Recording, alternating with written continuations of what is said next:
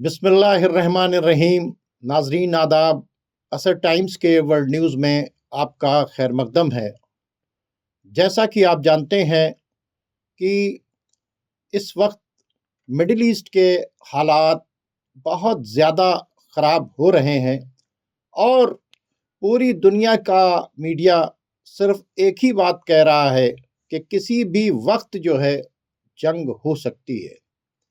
तो ये जो हालात ख़राब हुए, इस पर भी तमाम दुनिया भर के एक्सपर्ट्स ने जो अभी अपना नतीजा दिया, वो उसका जो जिस्ट है वो ये है कि ईरान के ऊपर अगर अमेरिका की पाबंदियां नहीं होती, यूरोप की पाबंदियां नहीं होती और इंटरनेशनल एटॉमिक एनर्जी के जो सरबराह हैं वो गलत खबरें न फैलाते, यूनाइटेड नेशन अगर अपनी जिम्मेदारी को ठीक से अदा करती, तो आज जो ईरान की पोजीशन ये पहुंची है कि उसकी इकोनॉमी चरमरा गई है, वो दुनिया में कहीं कारोबार नहीं कर सकता। हर तरफ से उसकी कमर तोड़ने का काम सिर्फ इसलिए किया गया कि ताकि ईरान के अंदर वही रिजीम लाकर बैठा दी जाए जो रिजीम अमेरिका और इजराइल के मफादात का पूरी तरीके से प्रोटेक्ट करती थी।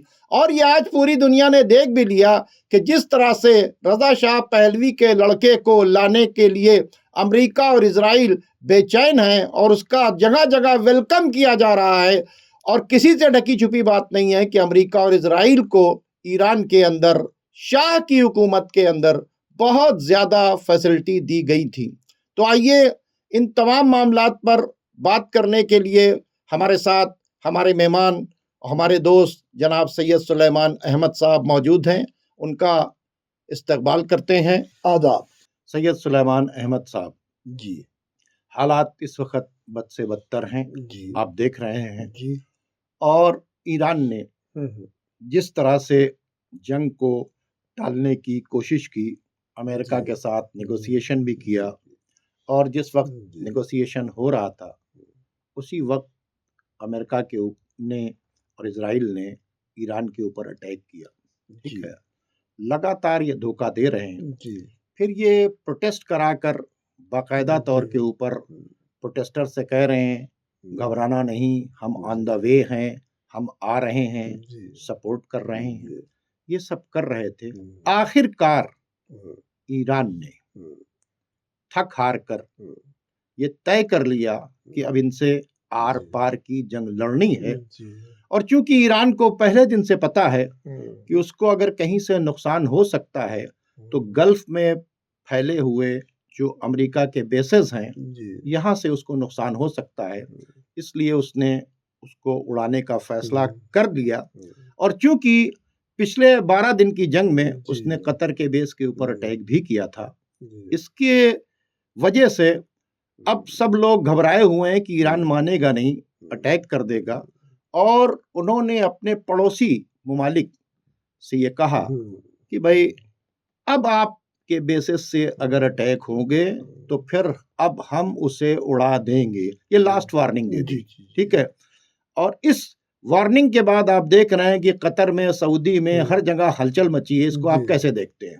देखिए, ऐसा है कि अगर देखा जाए टेक्निकली तो अमेरिका ने वॉर ऑलरेडी डिक्लेयर कर दी है, इसलिए कि प्रेसिडेंट डोनाल्ड ट्रंप का ये कहना कि प्रोटेस्टर्स से कि आप लोग प्रोटेस्ट कंटिन्यू रखिए और गवर्नमेंट इस्टेब्लिशमेंट पे, जजेस पे, जुडिशरी पे, कोर्ट पे, ऑफिसेस पे कब्जा कर लीजिए, ये डिक्लेरेशन और हम आ रहे हैं आपकी मदद के लिए, I am on the way, ये I am on the way, ये डिक्लेरेशन ऑफ वॉर है। साथ में अमेरिका की जो स्टारलिंक कंपनी है, देखिए कंपनी जहाँ की होती है वो वहीं की मानी जाती है। स्टारलिंक जो अपना पूरा इंटरनेट सेटअप कर रही है, गैजेट्स भेज रही है, ट्रांसपोंडर्स भेजा, 50,000 उनके वो ईरान ने जैम कर दिए, तो अमेरिका ने ये शुरू कर दिया था। और साथ में जो अरब में बेसिस हैं उन पे एक्टिविटीज बहुत तेज हो गई थी, खासतौर पे खतर के बेस पे B-2 बॉम्बर, F-16 और MQ-86 या कौन सी सीरीज के हेलीकॉप्टर है वो भी देखे गए थे। अब जब ईरान ने ये धमकी दी, इसलिए कि देखिए ये हमला इतनी तेज होता है कि अगर ये हमला कर देते तो उसके बाद समझना मुश्किल होता है। अमेरिका का हमला है, बहुत जबरदस्त हमला करता है। तो ईरान ने जो धमकी दी, इससे ये सारे कंट्रीज भी डर गए। और एक रिपोर्ट ये भी है कि शायद B-2 और F-16 को और F-35 को अमेरिका ने वहां से हटाया है। देखिए एक रिपोर्ट ये है, बिल्कुल ये भी रिपोर्ट आ रही है। और ये भी एक रिपोर्ट आ रही है कि सऊदी अरब ने भी ट्रम्प को कहा है कि ये वॉर न छेड़े, ये मत करें वरना हमारे खित्ते के लिए नुकसानदेह हो जाएगा। कतर ने भी दबे अल्फाज में कहा कि मैं मीडिएटरशिप करने के लिए तैयार हूं, इस वार को न छेड़ा जाए। टर्की ने भी बाकायदा तौर के ऊपर कहा है कि ये वार खित्ते के लिए ठीक नहीं होगी। जबकि अभी यूएई जो है वो गूंगा बना हुआ है, यूएई की तरफ से कोई जवाब नहीं आया। और यूएई की गद्दारी जो है वो गजा के अंदर भी खुल गई कि गजा को बर्बाद करने के लिए यूएई ने कितनी मदद की, रेड सी में मदद की, अपने फाइटर्स प्लेन भेजे, उन लोगों को शिफ्ट करने की बातचीत की, सोमालीलैंड की तरफ शिफ्ट करने की बातचीत की। तो यूएई खुलकर आ गया, ठीक है। अभी उसका कोई बयान नहीं आया। टर्की ने साफ साफ कहा कि ये खित्ते के लिए, क्योंकि टर्की ये सोच रहा है कि अगर ईरान के ऊपर कुछ हो गया तो फिर इजराइल के लोग मेरे बॉर्डर के ऊपर आकर बैठ जाएंगे। वो सब सोच रहे हैं कि जिसको रिप्लेस करके ला रहे हैं, यानी शाह ईरान के बेटे को, वो तो पक्का प्रो इजराइल है। और उसने आपने देखा कि वो वहां के ऊपर वेपिंग वॉल पर भी गया। जो शाह ईरान के बेटे को ला रहे हैं, पहली बात तो ये है कि ये लाना, किसी नया रिजीम चेंज करना इतना आसान नहीं होता। नहीं, वो तो ला नहीं सकते, लेकिन सुनिए, गद्दाफी को, वो लीबिया में गद्दाफी को गिराया, आज तक लीबिया सिविल वॉर में है, ठीक है। इराक आज तक ठीक से स्टेबलाइज नहीं हुआ। सीरिया में रिजीम चेंज किया, आज हालात क्या है कि रोज इजराइल वहां पे पुलिसिंग कर रही है, रोज अमेरिकन और इजराइल बॉम्बिंग कर रहे हैं और लोगों को पकड़ रहे हैं और सब हो रहा है। तो ईरान जो सबसे सेंट्रल प्लेस है, अगर ईरान गिर जाता है तो जैसे कि एक बड़ी बिल्डिंग गिर जाती है तो आसपास की बिल्डिंग भी गिर जाती हैं। तो ये लोगों को भी, इनके वजूद को भी खतरा था। तो ये इनके समझ में आ गया, ये बात अच्छी है। देखिए ये बात तो सही है, लेकिन ये कि देखिए लीबिया हुआ, ठीक है, दूसरे तमाम कंट्रीज हुए और ईरान हुए, जमीन और आसमान का फर्क है, ठीक है। नहीं, मैं कह रहा हूँ जब लीबिया में भी गिराने के बाद अभी स्टेबिलिटी नहीं आई है, तो ईरान तो बहुत बड़ा है। ईरान के पास मिसाइल्स पावर है, ईरान के पास ड्रोन पावर है, ईरान के पास बाकायदा तौर के ऊपर, हालांकि यूनाइटेड नेशन की कोई वैल्यू अब बची नहीं, वो तो डस्टबिन में चला गया, लेकिन उसके बावजूद भी अगर आप देखिए कि जिन लोगों के पास वीटो पावर्स है, उसमें 2 वीटो पावर रखने वाला है, चाइना और रशिया, वो ईरान के साथ में है, ठीक है। तो जाहिर सी बातचीत है कि इंटरनेशनल लेवल के ऊपर वॉइस उठाने के लिए, आवाज बुलंद करने के लिए, कुछ ना कुछ सपोर्ट करने के लिए चाइना और रशिया, अमेरिका को तो सपोर्ट नहीं करेगा, सपोर्ट तो करेगा वो ईरान को ही। जी। तो ईरान की जो पोजीशन है वो दूसरी है।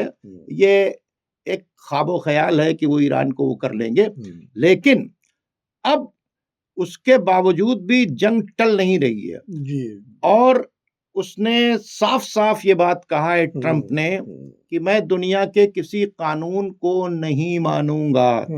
ये उसने बाकायदा तौर के ऊपर आगे की एक पेशबंदी की है कि अगर ईरान के ऊपर हम कुछ कहें और दुनिया के तमाम कंट्रीज जो है मिलकर एक बड़ा अटैक करें या जो भी करें, तो दुनिया वाले हमारे खिलाफ अगर कोई, तो उसकी उस रेजोल्यूशन पास करने की या उसकी हमको फिक्र नहीं है। तो एक तरफ उन्होंने प्रोटेस्टर से कहा कि हम आ रहे हैं, तुम कब्जा करो, हम तुम्हारे साथ में हैं। दूसरी बात उन्होंने, और ये भी यूएन चार्टर के खिलाफ है कि आप किसी रिजीम को चेंज करने के लिए बाहर से बैठकर वहां के ऊपर उकसा रहे हैं, वहां के इंटरनल मामलात के अंदर जो है वो कर रहे हैं। आपको अगर ईरान एटम बम बना रहा है, जब तक यूनाइटेड नेशन में ये चीज अप्रूव ना हो जाए और आपको परमिट न दिया जाए कि आप वहां पर अटैक करें या उसे रोकें, आप जा नहीं सकते। तो ये जो सारी चीजें हो रही हैं, इसको देखते हुए अगर मतलब ईरान अब बाज नहीं आएगा, किसी भी हाल में बाज नहीं आएगा, लेकिन उसके बावजूद अब जैसे वो यूरोप से मदद मांग रहे हैं, क्या कह रहे हैं यूरोप से कि आप आइए और आके हमको मदद कीजिए, इंफॉर्मेशन दीजिए, ठीक है। तो ऐसे में क्या अगर ईरान के ऊपर अटैक कर दिया अमेरिका ने, ठीक है, तो ईरान का क्या रिस्पांस होगा? देखिए, अगर अमेरिका ने अटैक किया ईरान पे, तो सबसे पहले तो ईरान जो इजराइल है, इजराइल पे जबरदस्त हमला करेगा। वो पहले कह भी चुका है। हाँ, वो कह भी और चुका। दूसरी चीज ये कि जिन बेसिस से अमेरिका हमला करेगा, क्योंकि ईरान के पास अब लॉन्ग रेंज मिसाइल्स भी हैं, मीडियम रेंज मिसाइल्स भी हैं, तो यूरोप उसके मार के निशाने पे है। वहां पे वो अटैक करेगा अपने को डिफेंड करने के लिए। साथ में जो यूएस फ्लीट है, यूएस वॉरशिप्स है, उस पे ईरान और उसकी प्रॉक्सीज हमला करेंगे और Red Sea of Gulf of Hormuz से तेल का रास्ता और ये यूरोप और अमेरिका जाने वाले ट्रेड लिंक्स बंद करेंगे। ये बात तो सऊदी अरब के जो मोहम्मद बिन सलमान है, क्राउन प्रिंस, उसने भी कहा है कि दुनिया के अंदर अफरा तफरी मच जाएगी, तेल की कीमत आसमान के ऊपर पहुंच जाएगी और बहुत मतलब ना सिर्फ हमारे खित्ते को नुकसान होगा बल्कि सारी दुनिया को नुकसान होगा। तो इस तरह का बयान मोहम्मद बिन सलमान का खुद इस बात का इंडिकेशन है कि ईरान अब बिल्कुल रुकने के मूड में नहीं है। और ईरान के डिफेंस मिनिस्टर में, जैसा कि हमने आपको कल बताया था, कि उन्होंने भरी हुई रैली के अंदर कहा है कि जिस तरह की अटैक होगा उससे ज्यादा सरप्राइज स्ट्राइक हम करेंगे। और ईरान के बॉर्डर्स के ऊपर बाकायदा तौर के ऊपर प्रैक्टिस भी जारी है और वो अपने मिसाइल्स को भी टेस्ट कर रहे हैं। उन्होंने अपना S-400 भी वहां के ऊपर लगा रखा है। रशिया ने भी बहुत क्लियर कट कह दिया है कि अगर अटैक हुआ, इसके मतलब यह है कि अब सबको ये पता है कि अटैक होने जा रहा है जी। अमेरिका ने पूरा मूड बना लिया अटैक करने का और अभी उसका मूड चेंज नहीं हुआ, ठीक है। ये अलग बातचीत है कि उसको इंफॉर्मेशन मिली है कि अब हमारे बेसिस मतलब यहाँ पर सेफ नहीं रहेंगे। तो जैसा कि अभी देखिए कि F-16 वगैरह कतर से लेके वहां से हटे, तो हटने का मतलब क्या है? अब इसके मतलब जो इनके पास B-52 है वो तो अमेरिका से उड़ता है, वो तो बहुत दूर से उड़ता है, तो क्या ये अब उसका इस्तेमाल करके अटैक करेंगे? बेसिस तो अभी मना कर दिया, ठीक है। देखिए, B-52 का पिछले बार भी किया था हम इस्तेमाल, लेकिन जो वेनेजुएला का मामला है, वेनेजुएला इन्होंने इसलिए ईरान से पहले ईरान की तमहीद में ही किया था। इसलिए किया था कि गल्फ ऑफ हार्मुज और अगर ये वेस्ट एशिया से ऑयल का डिलीवरी में कोई दिक्कत आती है तो वो उसको वेनेजुएलन ऑयल से पूरी करेंगे। अच्छा, उसमें बहुत सारी दिक्कतें वेनेजुएला से भी आ गई। एक तो ये है कि क्रूड में टेक्नोलॉजी में फर्क है, वो हैवी क्रूड है या लाइट क्रूड है, ज्यादातर रिफाइनरीज लाइट क्रूड के लिए डिजाइंड है। दूसरी चीज ये है कि जो एक टेंशन हो गया रीजन में, अब वहां पे ये है गोरिल्ला फोर्सेस भी वहां के ऊपर एक्टिव हो रही हैं। अब ये है कि वहां पे रशियन सैटेलाइट और ये चाइनीज सैटेलाइट मिलिट्री मूवमेंट उस रीजन का वॉच कर रही हैं। अच्छा। तो अगर B-2 उड़ता है तो ईरान को इमीडिएटली खबर हो जाएगी और ईरान में जो रशिया की ये S-400 वगैरह जो एयर डिफेंस सिस्टम है, ये पोजीशन ले लेंगे कि उसको उस पे अटैक करें। और काफी लॉन्ग रेंज है तो उनको वो B-2 बॉम्बर को खतरा भी हो सकता है। तो इसलिए ये इस अटैक से हो सकता है वो करे। ऐसा है कि अमेरिका के फॉर्मर गवर्नमेंट के डिफेंस एडवाइजर जो मिलिट्री में काफी हाई पोजीशन पे थे, डगलस मैकग्रोवर, उन्होंने ये एडवाइस किया है गवर्नमेंट को कि पहले फॉर्मर थे कि अब इन्होंने फिर एडवाइस किया है कि ईरान का कोई टारगेट को अचीव करना इतना आसान नहीं है। ये तो कई उनके एक्सपर्ट्स कह रहे हैं, उनको रोक रहे हैं, मना कर रहे हैं। दूसरी चीज हमारी फौजें इस लायक नहीं है कि अगर जंग आगे बढ़ गई तो। दूसरी चीज ये है कि दुनिया बहुत बड़े इकोनॉमिक क्राइसिस से गुजर रहा है। 3 बैंक अभी अमेरिका ने बेल आउट किया है, 3 बैंक बेल आउट किया है और जो कमोडिटी का साइकिल अप है, प्रेशियस मेटल डाउन इतनी तेज चल रहे हैं, लोगों का करेंसी से, यूएस करेंसी से वो हटता जा रहा है। बैंक ऑफ जापान ने और चाइना ने, दोनों ने यूएस ट्रेजरी बॉन्ड डंप किए हैं। ये सारे सिम्टम है कि इकोनॉमी बहुत ही खराब है और ग्लोबल इकोनॉमी कोलैप्स भी कर सकती है, बहुत बड़ा क्राइसिस आ सकता है अगर ये बेल आउट ना किया होता। और बेल आउट में बहुत बड़े नाम है बैंकिंग के जिनको किया तो ये बहुत बड़ा आ जाता। ऐसे मौके पे अगर वो हमला करेंगे तो फिर से एक इकोनॉमिक क्राइसिस खड़ा हो जाएगा, ऑयल का बॉयल हो जाएगा, ऑयल $100 से ऊपर पार कर सकता है। अगर ऑयल $100 से ऊपर पार किया तो ग्लोबल स्टॉक मार्केट क्रैश कर सकती है। इसका असर सारी चीजों पे इंटरलिंक्ड है, बहुत खतरनाक असर पड़ेगा। लेकिन ट्रम्प एक अजीब किस्म के मखलूक है और उनके बारे में तमाम हम समझते हैं, हमारे व्यूअर्स जानते हैं, तो मैं बोलना नहीं चाहता हूँ। देखिए वो तो ठीक है, ये कौन सी मखलूक है, ये जो यूएई वाला, ये कौन सी मखलूक है? ये क्यों, मतलब जैसे कहते हैं ना कि ना 3 में ना 13 में, सूडान के अंदर भी इंटरफेरेंस कर रहे हैं, यमन के अंदर भी इंटरफेरेंस करे, आखिर इनका क्या है? यूएई वाला जो है, जहां तक हम समझते हैं कि ये इजराइल की प्रॉक्सी है। ये इजराइल की प्रॉक्सी है। इजराइल के फ्रेंड्स तो सब हैं, लेकिन ये इजराइल की आज इतने टाइम बिल्कुल इजराइल प्रॉक्सी बनी हुई है, प्रॉक्सी की तरह से एक्ट कर रहे हैं। हाँ, तो अगर ये इजराइल की प्रॉक्सी के तरीके से एक्ट करेंगे तो फिर जाहिर सी बातचीत है, जिस तरह से अगर कतर और सऊदी, हाँ, और टर्की, है ना, ये तमाम लोग, है ना, अगर अलग हो जाते हैं तो ये एज ए प्रॉक्सी क्या कर पाएंगे? इन्होंने क्यों दुबई को, यूएई को इन्होंने अपने दांव के ऊपर लगा रखा है?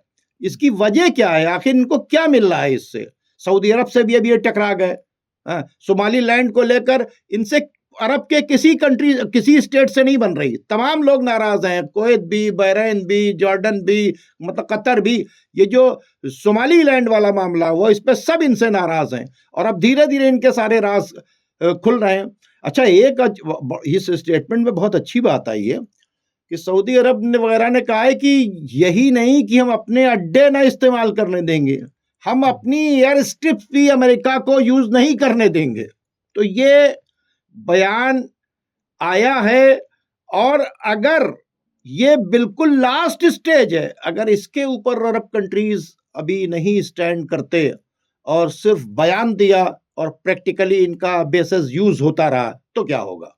देखिए, अगर प्रैक्टिकली यूज होता रहा तो ईरान जो है अपने को डिफेंड करने के लिए अटैक करना पड़ेगा। नहीं, ईरान ने तो क्लियर कट कह दिया कि हम अटैक करेंगे, तो अटैक करना पड़ेगा। दूसरी चीज, एक और कंट्री है पाकिस्तान। पाकिस्तान में इधर जो आप अगर पाकिस्तान को, मैंने वॉच किया पाकिस्तानी प्रेस को, पाकिस्तानी यूट्यूबर्स को, तो कुछ एलिमेंट्स को छोड़ के सेक्टेरियनिज्म बहुत ब्रू किया जा रहा है वहाँ पे। तो टूल है। देखिए, दो तरह के हैं। एक तो ओपन है कि साहब वो सेक्टेरियन लोग जो कि कह रहे हैं कि हम फैसलाबाद में बैठ के ईरान को जलता देखेंगे। एक लोग हैं जो सोबर समझे जाते थे, वो लोगों को ये बता रहे हैं कि ईरान की रिजीम जा रही है, कोई कुछ करे ना करे ये जा रही है, नहीं जो जा रही है तो उसके बहती गंगा में हाथ धो ले। साथ में ये भी बता रहे हैं कि ईरान की जो रिजीम जा रही है वो इसलिए जा रही है कि ईरान की रिजीम अब वहाँ पे प्रोडक्ट डिलीवर नहीं कर पाई, अपने लोगों को खुश नहीं रख पाई, अपनी इकोनॉमी को संभाल नहीं पाई और वो खुद गलती है। उसने जितने पॉइंट्स हैं वो अपने दोस्त नहीं बनाए, ये नहीं बनाए, वो सारी चीजें इस तरह की कर रही है। और एक वो आर्म्स का एक बड़ा कैशे वहां पकड़ा गया, ये ईरान अफगानिस्तान बॉर्डर के ऊपर, मोसाद के एजेंट्स का पूरा, एजेंट्स का जो ले जा रहे थे। तो अच्छा, दूसरी चीज है कि भसीन एयरबेस के लिए भी रिपोर्ट्स है कि वो अमेरिका यूज कर रहा है सर्वाइलेंस वगैरह पे। ये जो लोग हैं, ये IMF जिस दिन चाहे इनकी ऑक्सीजन बंद कर दे तो इनके ऊपर प्रेशर है, इनके ऊपर प्रेशर है और बहुत मुमकिन है कि पाकिस्तान को अमेरिका यूज करे, या यूरोपियन बेसिस ऑफ वॉरशिप्स तो है ही है उसके पास। देखिए सुलेमान साहब, 2 दिन यूज कर ले, 4 दिन यूज कर ले, 2 महीना यूज कर ले, ये जंग जो है ईरान के साथ, जंग जो है ये नहीं है कि ये, आप बताइए, तमाम तरह की delta forces, European forces, NATO forces, America सब लग के, जब ये हमास को अभी जो ज्यादा नहीं 20,000 थे और एक छोटे से खित्ते के अंदर जो चारों तरफ से घेरे थे, तो क्या ये समझते हैं कि क्या नाम है, यहाँ से टेररिस्ट को डालकर, ठीक है, ये सिपाही साहबा के लोगों को, लश्कर जंगवी के लोगों को, या दाइश के लोगों को, या दूसरी टेररिस्ट ऑर्गेनाइजेशन को, या जिस तरह से इन्होंने अभी जौलानी में वहां यानी सीरिया में जो टेररिस्ट ऑर्गेनाइजेशन थी जो लड़ रही थी, उन सबको एक करा दिया, क्यों, साइलेंट करा दिया ईरान की तरफ भेजने के लिए। तो ये क्या सारी इन ऑर्गेनाइजेशंस के जरिए वो ईरान को फतेह कर लेंगे? तो ये सवाल ही नहीं पैदा होता। देखिए वो जो अमेरिकन प्लान जो हमें समझ में आ रहा है वो ये था कि साहब ये जब हालात बहुत खराब हो जाए और साथ में सेक्टेरियन वायलेंस हो जाए, जब सेक्टेरियन वायलेंस हो जाएगा तो कुछ लोगों को एक एक्सक्यूज मिल जाएगा कि साहब देखिए हम ईरान बहुत जुल्म कर रहा था अपने माइनॉरिटीज पे, तो हम लोग इंटरवीन कर रहे हैं। और साथ में उस टाइम पे अमेरिका अटैक करता और जिस टाइम अमेरिका ये ईरानी इस्टेब्लिशमेंट चरचराता या कमजोर पड़ता, उसी टाइम ये जैसे कह रहे हैं कि कब्जा कर लो, ट्रम्प खुल के कह रहा है इसमें कुछ, तब वो कब्जा करते हैं। ट्रम्प और नेतन्याहू दोनों कह रहे हैं खुलकर कि वहां के ऊपर आप कब्जा कर लीजिए, हम आपके साथ में हैं, बहुत अच्छा काम कर रहे हैं, आप ये कर दीजिएगा तो अरब में हर जगह डिक्टेटरशिप को अमेरिका के सपोर्ट से चल रही है।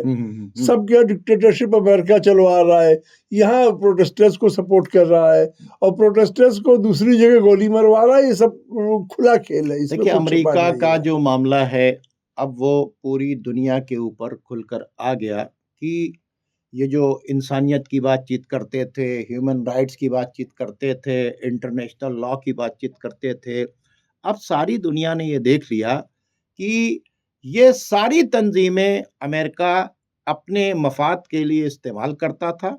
वो न किसी कानून को मानता है, और उसने खुद कह दिया, प्रेसिडेंट अभी चिल्ला चिल्ला के कह रहा है कि मैं जो चाहूंगा करूंगा। तो ये बात जो है वो खुद बता रही है कि अमेरिका के तरफ से एक बहुत बड़ा सिग्नल है। ठीक है, ये ईरान का मामला चल रहा है, उम्मीद करते हैं कि ये जंग नहीं होगी, और जाहिर सी बातचीत है कि जब दोनों तरफ से ताकतें आ जाती हैं लड़ने के लिए तो फिर जंग बड़ी मुश्किल से होती है, और होती है तो बहुत खतरनाक होती है। जो कुछ होना होगा वो 1-2 दिन में हो जाएगा। ये आज कल मतलब यानी ये 24-48 घंटे के अंदर जो कुछ होना होगा हो जाएगा। और अगर नहीं भी होता, ठीक है, तो अब तो यह मैसेज चला गया कि साहब, एक तो पूरी दुनिया में यह मैसेज चला गया कि ईरान की प्रॉब्लम की जड़ कौन है? ईरान की गवर्नमेंट नहीं है, अमेरिका है। ईरान की प्रॉब्लम की जड़ कौन है? यूरोप है, जिन लोगों ने उन पर सैंक्शन लगा रखा है, जो पब्लिक को दवा तक नहीं खरीदने दे रहे।